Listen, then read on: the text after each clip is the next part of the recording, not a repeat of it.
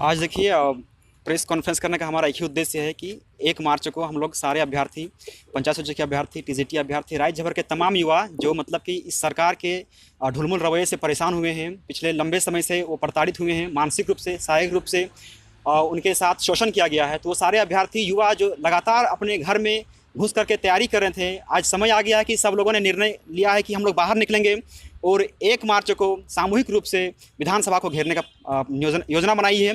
क्योंकि लगातार सारे अभ्यर्थी ये सोच के खुश थे कि हम लोगों ने जिन नुमाइंदों को, हम लोगों ने जिन सरकार के ठेकेदारों को चुना है वो हमारे हित में काम करेंगे, लेकिन वो सत्ता में बैठे जितने भी मठाधीश निकले हैं सब के सब नालायक और निकम्मे निकले हैं। और इसीलिए हम लोगों ने सोचा है कि सारे अभ्यर्थी लोकतांत्रिक तरीके से सामने आएंगे और अपना विरोध प्रदर्शन करेंगे और सत्ता में बैठे, विधानसभा में बैठे सारे लोगों से ये निवेदन करेंगे कि आप हमारे लिए मांग सुनिए, हमारी मांग को पूरा कीजिए, और नहीं तो फिर आप विधानसभा छोड़िए, आप विधानसभा में बैठने के लायक नहीं है।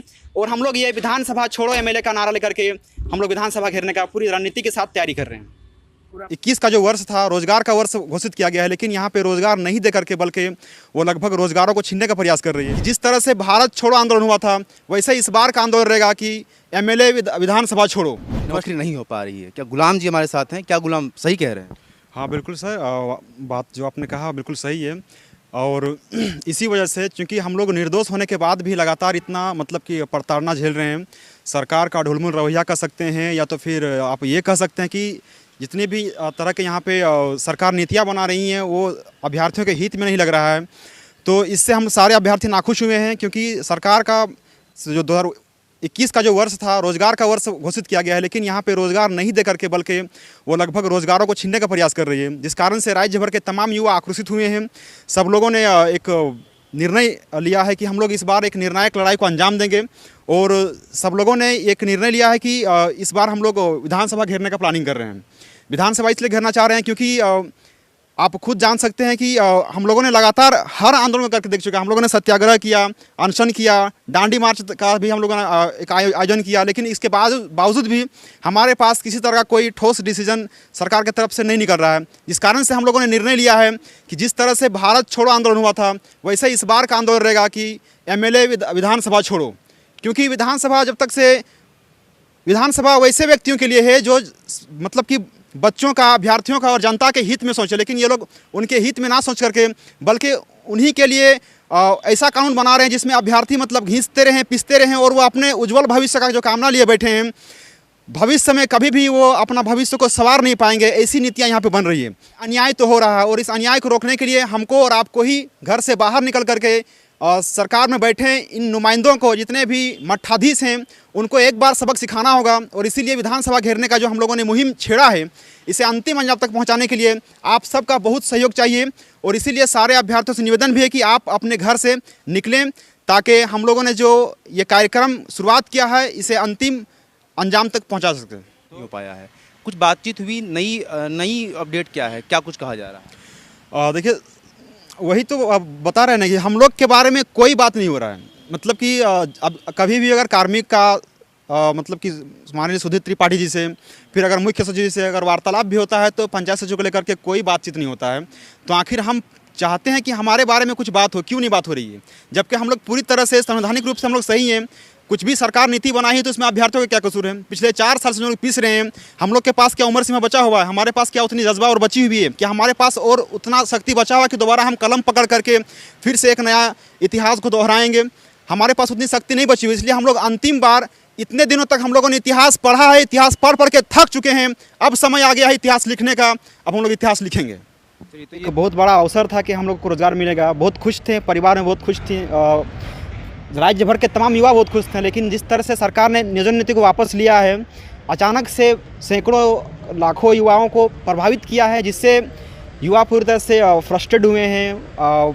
कुछ लोग तो अपने उस फ्रस्ट्रेशन से बाहर नहीं निकल पा रहे हैं, जिस कारण से सारे युवाओं ने मिलकर एक निर्णय लिया है कि 1 मार्च को यहाँ पे जो सत्र चल रहा है तो सदन घेरने का पूरी तरह से एक योजना बनाई जा रही है, ताकि सत्ता में बैठे उन मठाधीशों को ये बताया जाए कि आप सत्ता में बैठने लायक हो या नहीं हो।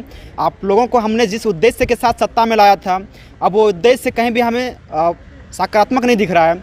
इस कारण से सारे अभ्यर्थियों ने निर्णय लिया है कि हमारा भविष्य को लिखने वाले चंद सत्ता में बैठे मठाधीश नहीं हो सकते हैं। हम खुद होंगे और हम अपना हक छीन करके लेंगे। अब सरकार के द्वारा या प्रतिपक्ष के जितने भी नेताएं हैं, अगर सब लोगों ने भी अगर मिल के ये निर्णय लिया ना, फिर भी हम लोग रुकेंगे नहीं। अब हम लोग वहाँ पे विधानसभा छोड़ो एमएलए का नारा दिए हैं, विधानसभा उन्हें छोड़ना होगा, नहीं तो फिर हमें हमारा रोज़गार उन्हें देना होगा। अब बिल्कुल दबा दी जा रही है सर। देखिए, और इसी समय झारखंड को एक आवाज़ की आवश्यकता है और राजनीतिक तंत्र का हम लोग शिकार हुए हैं पूरी तरह से। जो सत्ता आती है अपने फ़ायदे के लिए हम लोग का उपयोग करती है, लेकिन जब वास्तविक होता है कि हमको जब मतलब कि जब फल काटने का समय आता है तो सत्ता पक्ष में बैठे लोग फल काट लेते हैं। तो हम अभ्यर्थी बीज बोएंगे और वो फल काट के ले आते हैं। बड़ा सा निराशा वाली बात है। इससे सारे तमाम अभ्यर्थियों से मेरा निवेदन भी है कि आप आइए। अगर आज आप संगठित रूप से सामने नहीं आएंगे तो भविष्य में मैं गारंटी देता हूँ कि आप किसी रोज़गार के लायक नहीं रहोगे, क्योंकि ये सरकार चाह रही है कि आपको सिर्फ झंडा देने के यूज़ करेंगे। अगर आप चाहते हैं कि अपना भविष्य खुद निर्माण करेंगे तो आपको सामने आना होगा, अपना भविष्य को खुद लिखना होगा, नहीं तो फिर आप एक लंबे समय से जिस तरह से प्रताड़ित हुए हैं, आगे भी फिर कोई नया पार्टी आएगी आपको फिर से प्रताड़ित करेगी। और इसीलिए आप ये सोच के मत रहिए कि हम पढ़ रहे हैं तो मेरा एग्ज़ाम निकल जाएगा। मैं दुआ करता हूँ कि आपका एग्ज़ाम निकल जाए और आपका एग्ज़ाम फिर कभी फंसे ना, जिस तरह से हम लोग का एग्ज़ाम फंस चुका है। हम लोग बिल्कुल किसी तरह से कोई भी हम लोग का कानूनी दाव पेंच में नहीं फंसने के बाद भी सरकार के ढुलमुल रवैये, या तो फिर कह सकते हैं कि सरकार हमारे ऊपर जिस तरह से नज़रअंदाज करके बैठी हुई है, जिस कारण से हमारी नीति, हमारा हर एक विज्ञापन, हमारा हर एक वैकेंसी पूरी तरह से सरकार ने रोक के रख लिया है, जबकि सरकार के पास इसका कोई ठोस जवाब भी नहीं है, कोई ठोस आश्वासन भी नहीं है। लेकिन हम अभ्यर्थी करें तो करें क्या, हमारे पास कोई विकल्प नहीं बच जा रहा है, जिस कारण से हम लोग 1 मार्च को विधानसभा घेरने का पूरा रणनीति बना चुके हैं और इस बार विधानसभा घेरेंगे। हम अभ्यर्थियों ने यह ठान लिया है कि इस बार आर या फिर पार की लड़ाई लड़ेंगे। क्या संख्या होगी? अब बिल्कुल हमारी संख्या तो सर बहुत सारी हो सकती है, क्योंकि हम पंचायत सचिव के केवल अभ्यर्थी नहीं हैं, बल्कि इसमें टीजीटी के भी अभ्यर्थी आएंगे, उसके बाद एक्साइज कांस्टेबल रहेंगे, उसके बाद स्पेशल ब्रांच के अभ्यर्थी रहेंगे, उसके बाद राज्य भर के वो तमाम अभ्यर्थी रहेंगे जो इस सरकार से प्रभावित हो रहे हैं। क्योंकि बहुत सारे ऐसे अभ्यर्थी भी हैं जो सीजीएल का फॉर्म भरने के बाद 1-1 हज़ार का जो फॉर्म भरे वो हमें दोबारा मिलेगा नहीं, तो वो 1000 का भी हम हिसाब लेंगे। सरकार ने जो नियोजन वापस लिया है उससे तो दोबारा फिर हमें फ़ायदा होने वाला नहीं है। तो आखिर हम चाहते हैं सब लोग सामने आइए और पूछिए सरकार से कि आपका हक वो क्यों छीन रही है। आप अपना हक को अगर इस तरह से छीनने दे दीजिएगा तो आने वाले समय में सरकार के पास शेर के मुंह में जब खून लग जाएगा ना, तो बस वो खून ही खाली खाएगा। इसीलिए आप घर से बाहर निकलिए, एक बार घर से बाहर निकलिए। मैं उम्मीद करता हूँ कि 1 मार्च को जो हम लोगों ने निर्णय लिया है वो बहुत ही बेहतरीन प्रोग्राम होगा और सरकार के जितने भी नुमाइंदे होंगे उससे खौफ खाएंगे, डरेंगे और उन्हें सत्ता छोड़ने पर मजबूर भी करेंगे। वही अभ्यर्थी हैं जिन्होंने सरकार को तख्त ताज दिया है, और जब हम ताज दे सकते हैं तो ताज छीन भी सकते हैं। और ये सरकार आई है, कहने को तो बहुत कुछ कह के आई थी, बट काम ये उसका 1 पैसा भी नहीं कर रही। लंबे समय से कह सकते हैं कि पिछले 4 साल से जो हम अभ्यर्थी प्रताड़ित हुए हैं ना, मानसिक रूप से। आज पढ़ाई लिखाई इतना उम्र जेपीएससी को पीछे दिया, आज क्या वो हट जाए वहाँ से? विधानसभा घेरेंगे और सारे मंत्रियों को, बिल्कुल जितने भी मंत्री हैं, विधायक हैं, सबको ये बताएंगे कि आप लोग विधानसभा में रहने के लायक नहीं है। तो हम लोग हर तरह का प्रयास करके देख चुके हैं, थक चुके हैं। आखिर सर हम लोग इतना उतारू क्यों हुए हैं? हम तो बहुत ही विनम्रता के साथ, प्यार के साथ, पता नहीं राज्य भर के कितने हमारे पास जितने 82 विधानसभा चुनाव है, तो हर जगह के एमएलए के पास हम लोगों ने अपने आत्मसम्मान को गिरा करके उनके पैरों में गिरे। उसके बाद भी वो विधायक उस लायक नहीं था, फिर भी हम लोग उनको उतना सम्मान दिया। और इसीलिए आज हम लोग वो हक लेंगे कि हमने आपके पैर चरण छुए ना, अब आपका चरण ही हम लोग खींचेंगे। अच्छा, एक सवाल और बनता है कि आप विधानसभा घेरेंगे, सरकार आपकी बात सुनी या नहीं सुनी वो बात की बात है, लेकिन आप पिछले 3-4 साल से जिस तरह से अपने संघर्ष को लेकर लड़ाई कर रहे हैं, अब तक क्या कुछ परिणाम निकला है? परिणाम निकला ना सर, 3-4 साल तक फाइट किए तो जेएमएम सरकार में आई, तो परिणाम ही निकला ना। ये हम लोग के फाइट की वजह से जेएमएम सरकार में आई है, ये बहुत बड़ा परिणाम है। और अगर सरकार चाहती है कि और 3 साल से हम लोग फाइट करेंगे तो उसका भी परिणाम उनको दिखेगा बिल्कुल। यहाँ पे आपके साथ थी हेमंत सोरेन सरकार, जब सत्ता में नहीं आई थी तब आपके साथ मिलकर उन्होंने यह बताई थी कि हम आपको रोजगार देंगे। अब सत्ता में आ गई है, रोजगार नहीं दे रही। बिल्कुल, सत्ता में आने से पहले उन्होंने वादा किया, उनका हर एक मैनिफेस्टो में यही लिखा हुआ था कि सबसे मेरा पहला परिचय रहेगा कि पंचायत सचिव का नियुक्ति को पूरा करना।